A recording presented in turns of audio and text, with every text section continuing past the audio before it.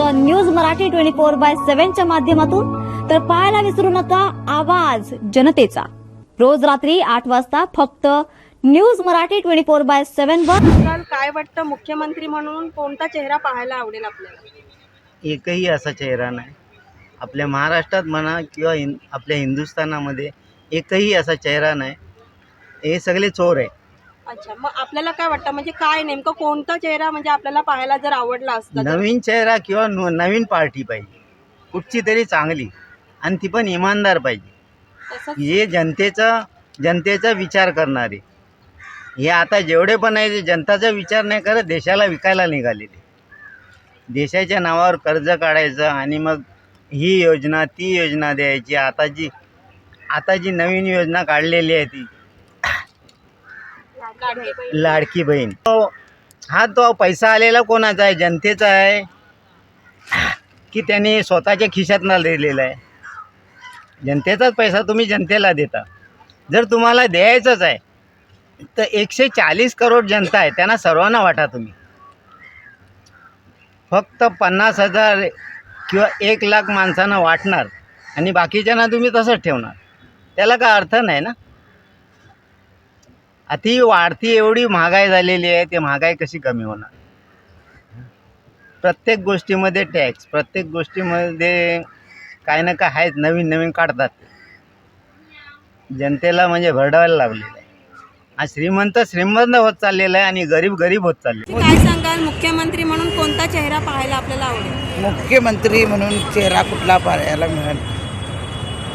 मोदी सरकार आम्हाला योग्य आहे. तसंच देवेंद्र फडणवीस किंवा एकनाथ शिंदे आपल्याला कोणता? एकनाथ शिंदे.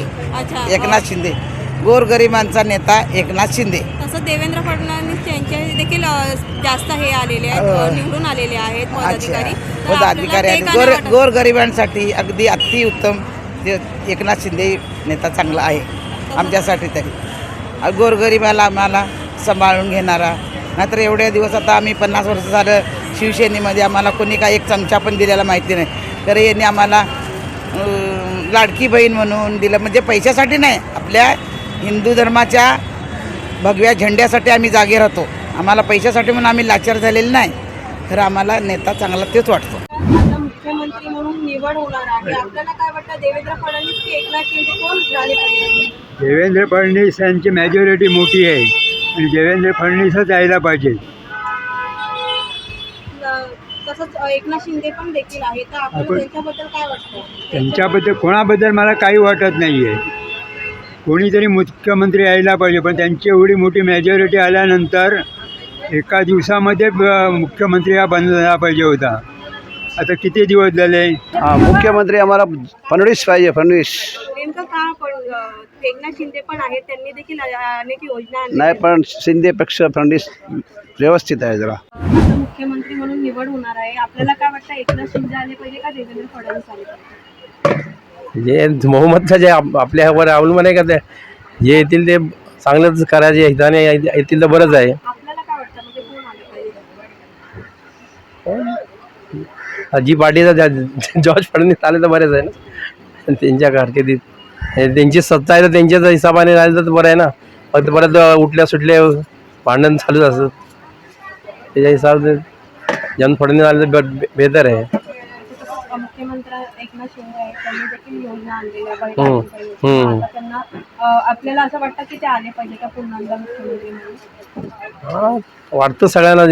योजना केल्या तर अजून योजना वाढतील म्हणून जास्त करून त्यांच्याच यायचा सवय असतं ना.